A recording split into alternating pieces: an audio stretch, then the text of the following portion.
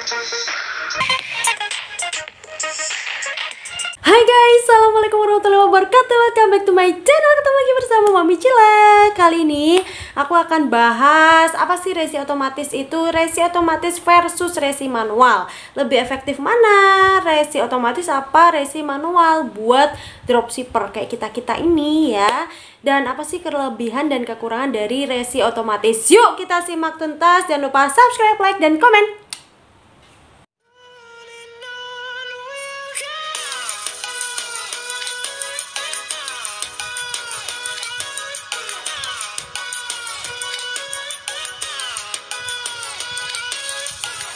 Oke guys, langsung aja. Sebelumnya kita harus tahu dulu nih, apa sih resi otomatis itu? Apa perbedaannya sama resi manual?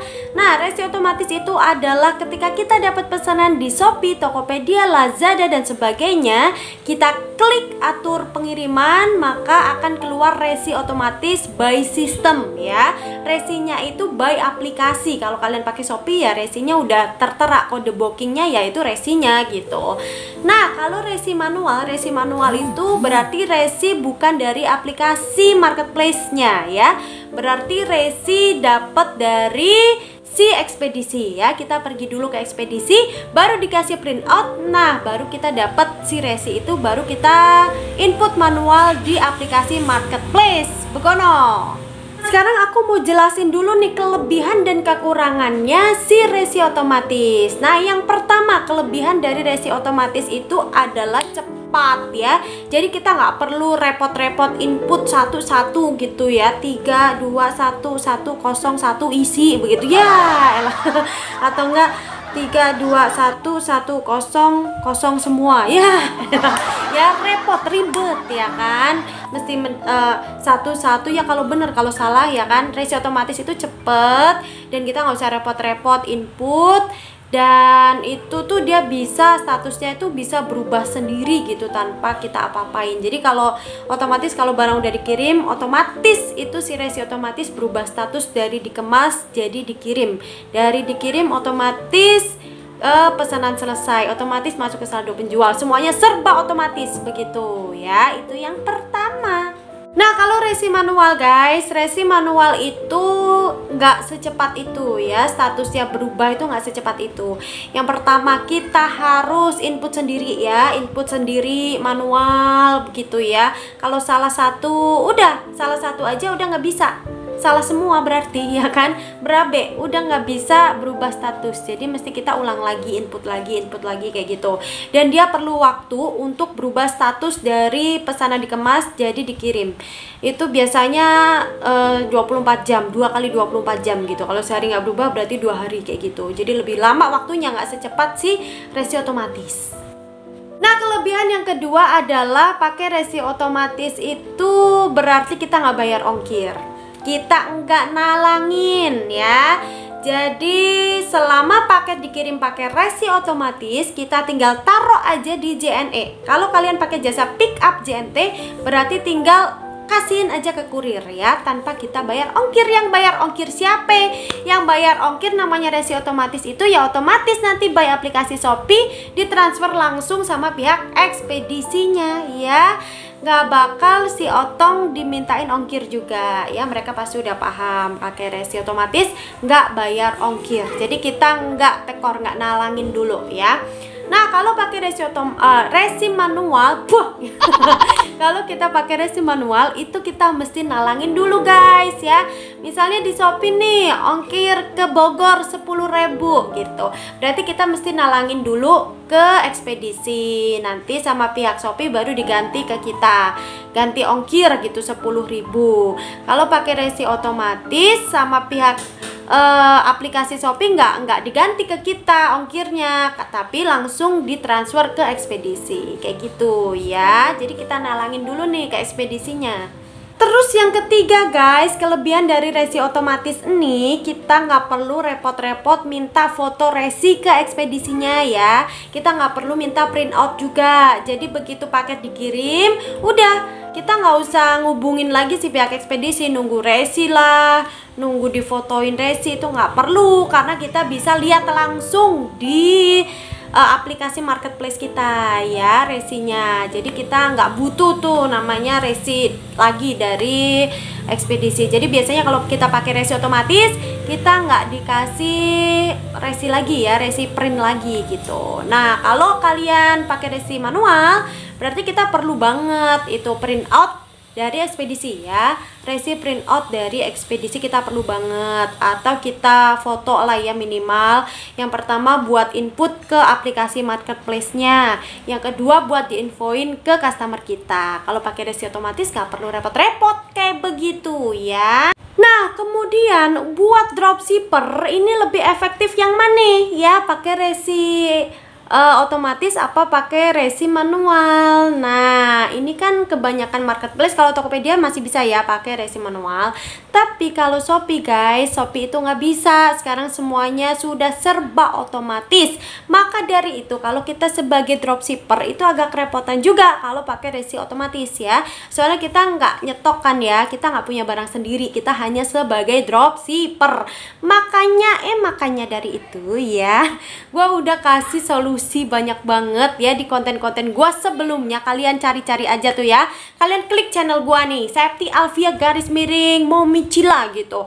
Kalian klik yang video gua, video yang paling atas nih, terus ntar keluar semua tuh ya daftarnya konten-konten gua yang sebelumnya. Gimana sih solusi-solusi dropshipper Shopee pakai resi otomatis gitu.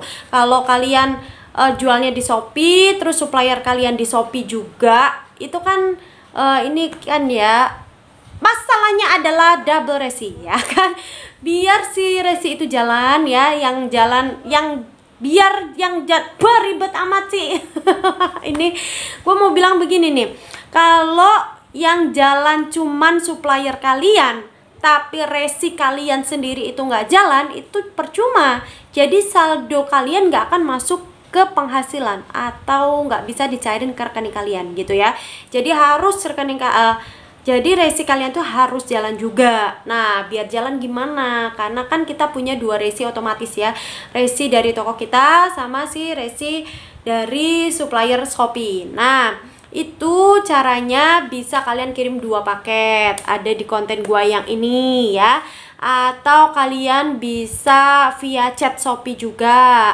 Atau yang paling efektif kalau kalian itu punya supplier yang terpercaya ya dan amanah, kalian bisa transaksinya tuh via WA. Jadi gampang banget kalau kalian keluar resi otomatis, kalian tinggal kasihin resi otomatisnya ke supplier kalian by WA ya. Jadi nggak akan ada double resi. Begono. Tapi ini yang gua bingung ya, dari pertama gua nge-YouTube sampai sekarang pertanyaan lu pada itu aja, itu mulu. Bosen gua. Ya kan? Yang ditanya apa? Yang ditanya kan gimana kalau alamat kita sama supplier itu beda? Apa harus kita samain alamat kita dengan alamat supplier? Nol lagi. Padahal udah gua jawab juga, udah gua bikinin konten juga banyak banget yang ini kontennya ya. Lu sekali-kali nape ya Otong, daripada lu nanya, cari dulu dah ya di konten-konten gue yang lama. Itu semuanya udah ada, udah lengkap banget ya. Baru kalau nggak ada lu boleh tanyain ke gua ya kan, daripada gua ulang lagi. Nah di sini gua bahas kalau alamat lu beda sama si supplier. Misalkan gua di Kerawang, supplier gua ada di Jakarta, gua nggak perlu rubah resi. Karena nggak perlu rubah resi dan Memunah, bukan rubah resi maksud gua nggak perlu rubah alamat gua sama supplier gua, karena gua sama supplier gua ini sama-sama di satu wilayah, katakanlah sama-sama di Jawa Barat gitu, antara Karawang sama Jakarta. Misalkan customer gue di Bogor, itu kan sama ya, ongkir Karawang ke Bogor sama Jakarta ke Bogor itu sama, 10.000 juga jatuhnya. Jadi gue nggak perlu samain alamat gue ke supplier gue ya, nggak perlu samain, sama-sama di satu wilayah ya, sama-sama di Jawa Barat. Misalkan baru nih ya, supplier lu di Jakarta, nah elunya ada di Jawa Tengah, lu perlu deh tuh samain kotanya di Jakarta ya, nggak perlu lu minta-minta alamat lengkap si suppliernya, karena sekarang kan rentan banget ya guys ya, banyak tindak kriminalitas semakin tinggi gitu. Jadi kita ngejaga juga, nggak sembarangan ngasih alamat lengkap kita ke sembarang orang yang nggak kenal gitu ya guys. lu mesti maklumin juga kalau si supplier lu nggak mau ngasih alamat lengkap, kagak PAP, lu samain kotanya aja. Dari mana kita tahu kota si supplier? Dari ini nih, kita kalau ngebuka Shopee-nya supplier, itu kan kita buka barangnya nih, produk, tak kita buka, terus keluar rincian produk nih begini, kelihatan ya dari mana dia dikirim. Misalkan kayak gini, misalkan dari Jakarta dikirim atau dari Bekasi dikirim. Nah, berarti alamatnya Bekasi dong. Kita samain aja tuh Jakarta atau Bekasi gitu, yang sama-sama dari Jawa Barat gitu, guys. Paham ya? Lu sekali lagi lu tanya, gua lempar dulu ya. Please banget, masalah alamat jangan lu tanya lagi. Kalau 3 kali lu tanya, lu dapat piring plastik sama gelas plastik. Jadi jelas ya guys, kelebihan dan kelemahan dari resi otomatis. Jadi kita sebagai dropshipper, kalau Tokopedia itu masih bisa pakai resi manual, lu nggak apa-apa ya, bisa input resi manual ke Tokopedia ya. Misalkan supplier lu ada di Shopee, lu bisa tuh input di Tokopedia pakai manual. Tapi kalau supplier lu ada di Tokopedia tapi lu jualnya ada di Shopee, lu nggak bisa input manual. Soalnya Shopee itu udah nggak bisa pakai resi manual, udah nggak bisa input manual, sudah harus resi otomatis. Jadi satu-satunya cara lu pakai trik-trik gua di konten-konten sebelumnya ya. Gimana caranya kalau kita punya 2 resi otomatis ya, itu tadi lu cari-cari dah tuh. Nah, seperti biasanya ya, gua mau cerita pengalaman gua dulu nih sebelum gua closing. Soalnya bakal ngeganjel banget di sini ya. Kalau gua nggak ceritain, ini nambah nih jerawat ya. Atuh, mendingan gua ceritain di sini ya kan. Gua punya pengalaman begini. Jadi ya, gue punya si customer itu namanya si Otong ya kan. Biarin dah, gak disamarin aja, namanya Otong ya kan. Nah, ini tuh si Otong ini gaptek guys. Nah, dia mau beliin si kosmetik pacarnya ceritanya ya kan. Dia transaksi dah tuh di Shopee ya. Dia mau beli si bedak ceritanya ya. Nah, bedak ini kan ada 3 warna ya guys, putih, kuning, sama pink gitu. Nah, dia tanya dah tuh, "Kak, yang warna kuning langsat masih Kak?" gitu. "Oh, ready stock." Aku gitu kan. Kalau yang putih, "Oh, kalau yang putih itu sold out Kak." "Oh, kalau putih sold out itu yang gimana ya Kak?" Ini gue bingung ya jawabnya. Yang putih sold out, ada putih sendiri, ada putih sold out sendiri. Sold out, abis ya kan. Gue bilang ya Allah Kak, yang putih sold out Kakak, habis. Gue jelasin dah tuh, habis ya kan. "Oh, maksudnya habis gitu. Kira-kira kapan keadaannya?" "Oh, kalau kakak mau yang putih berarti harus inden dulu." "Oh, berarti kalau putih inden ada ya Kak?" Gimana nih? Bingung lagi nih. Ini udah pengen gue lempar aja nih ya. Dari tadi dia nanya yang putih sold out, sekarang putih inden. Bagaimana ceritanya? Inden, mesti pesen dulu, pesen. Ada Otong. Nah, giliran udah inden, gua kirim lah tuh yang namanya produk kosmetik high end gitu, branded, semuanya serba pakai bahasa Inggris ya kan. Nah, dia kasih bintang lah 1 itu. Kenapa? Gue tanya dong, "Kak, saya udah kirim sesuai pesanan loh Kak, tapi kok dikasih bintang 1 sih?" "Ya iya, orang saya pesennya putih malah dikirim white." Udah bang, ada lagi ya pembeli begini. Oke ya guys, begitu tadi penjelasan gua mengenai resi otomatis versus resi manual. Lu timbang-timbang dah tuh, mendingan lu pakai resi yang mana ya kan ya, demi kemaslahatan umat gitu. betul. Nah guys, jangan lupa lu wajib banget follow IG gua @alfiasepti. Dan lu boleh saranin gua ya, next konten lu itu gua bahas apa yang lu pada masih belum paham ya, yang masih bingung. Seperti biasa, kalau ada pertanyaan lu tanya aja di kolom komentar. Kalau gua ada waktu pasti bakalan gua jawab, insyaallah ya kan.